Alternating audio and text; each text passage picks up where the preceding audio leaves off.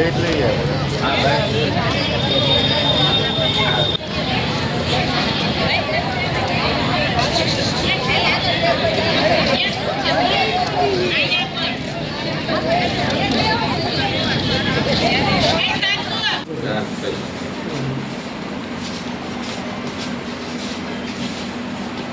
બોલો। હું જોશી સાવિત્રી ગુજરાત આંગણવાડી કર્મચારી સંગઠનની પ્રમુખ અને આંગણવાડી વર્કર ગામ રાવલસરમાં કેન્દ્ર નંબર 109 આંગણવાડી વર્કર તરીકેની ફરજ બજાવું છું।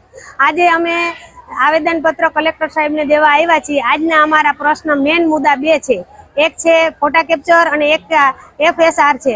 આ બે કામગીરી સરકારે અમારી માથે નાખી છે, એની માટે અમે આજે આવેદનપત્ર આપેલ છે।